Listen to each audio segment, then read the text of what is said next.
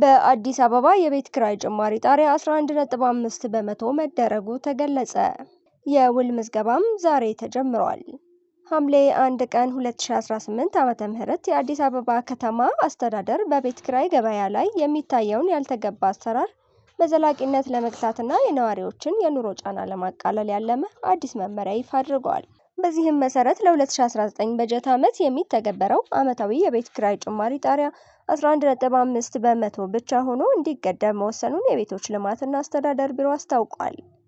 ቀደም ሲል በወጣው የቤት ኪራይ ቁጥጥር አዋጅ መሰረት የአከራይና ተከራይ አዲስ የውል እድሳት ምዝገባ ከዛሬ ሐምሌ 1 ቀን 2018 ጀምሮ በሁሉም ክፍለ ከተሞች በሚገኙ የቤቶች አስተዳደር ጽሕፈት ቤቶች በይፋ መተግበር ጀምሯል። ቢሮው እንዳመለከተው ይህ የዋጋ ማስተካከያ የተደረገው በዘፈቀደ ሳይሆን የሕዝቡን እውነተኛ የመክፈል አቅምና ወቅታዊ የኢኮኖሚ ሁኔታ ያገናዘበ ሰፊ ሳይንሳዊ ጥናት ከተካሄደ በኋላ ነው። አዲሱ አሰራር በአንድ በኩል አከራዮች ፍትሐዊና ተመጣጣኝ ገቢ እንዲያገኙ የሚያስችል ሲሆን፣ በሌላ በኩል ደግሞ ተከራዮች ካልተገባ የዋጋ ጭማሪና ከማህበራዊ ቀውስ ድነው የተረጋጋ ሕይወት እንዲመሩ ያግዛል።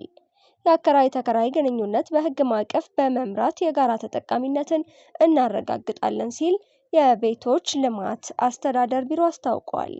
ይህ እርምጃ በከተማዋ እየተስተዋለ ያለውን የኑሮ ውድነት ጫና በከፍተኛ ደረጃ የመቀነስ የጎላ ማህበራዊና ኢኮኖሚያዊ እንዲሁም የመልካም አስተዳደር ፋይዳዎች እንዳሉት ተገልጿል። የጭማሪውን ማሳያ በምሳሌ ስናየው በ11.5 በመቶ የጭማሪ ጣሪያ መሰረት አዲሱ አዋጅ በሚፈቅደው ከፍተኛው የ11.5 በመቶ የኪራይ ጭማሪ ማጣሪያ መሰረት የወደፊቱ ክፍያ በሚከተለው መልኩ ይተመናል። በአሁኑ ወቅት የቤት ኪራይ 15,000 ብር ለሚከፍሉ ተከራዮች ህጋዊው የጭማሪ መጠን 1,725 ብር ብቻ ስለሚሆን አዲሱ ጠቅላላ የቤት ኪራይ 16,725 ብር ይሆናል ማለት ነው። በአሁኑ ወቅት የቤት ኪራይ 10,000 ለሚከፍሉ ተከራዮች ህጋዊው የጭማሪ መጠን 11,050 ብር ብቻ ስለሚሆን አዲሱ ጠቅላላ የቤት ኪራይ 11,150 ብር ይሆናል ማለት ነው። በአሁኑ ወቅት የቤት ኪራይ 20,000 ብር ለሚከፍሉ ተከራዮች ህጋዊው የጭማሪ መጠን 2,300 ብር ብቻ ስለሚሆን አዲሱ ጠቅላላ የቤት ኪራይ 22,300 ብር ይሆናል ማለት ነው። በአሁኑ ወቅት የቤት ኪራይ 5,000 ብር ለሚከፍሉ ተከራዮች ህጋዊው የጭማሪ መጠን 575 ብር ብቻ በመሆኑ አዲሱ አጠቃላይ ክፍያቸው ከ5,575 ብር ይሆናል ማለት ነው።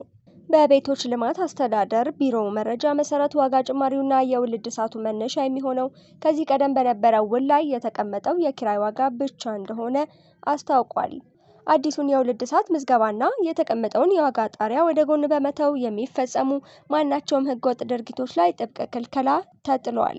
በዚህም መሰረት በቢሮ ከተመዘገበውና ከሚመዘገበው ውል እንዲሁም ከሚሰጠው አቅጣጫ ውጪ ልዩ ውል በሚል የሚፈጸሙ ማናቸውም የመንደር ውሎች፣ ከህጋዊ አሰራር ውጭ የሚደረጉ የአካባቢ ውሎች፣ በጋራ መኖሪያ ቤቶች ኮንዶሚኒየም አካባቢ የሚደረጉ ማናቸውም አይነት ህገወጥ ውሎች ሙሉ በሙሉ የተከለከሉ ናቸው። ማንኛውም አከራይና ተከራይ እነዚህን የተከለከሉ ህገወጥ ውሎች ይዘው ሲገኙ ወይም ከተቀመጠው የ11.5 በመቶ የዋጋ ጭማሪ ጣሪያ በላይ ፈጽመው ከተገኙ ቢሮው ህጋዊ እርምጃ እንደሚወስድ አስጠንቅቀዋል። ውድ የቻናላችን ቤተሰቦች አዳዲስና ጠቃሚ መረጃዎች እንዲደርሷችሁ ለሌሎችም እንዲደርስ ሼር እና ላይክ ማድረግ ቻናላችንን ሰብስክራይብ በማድረግ ቤተሰባችን ይሁኑ።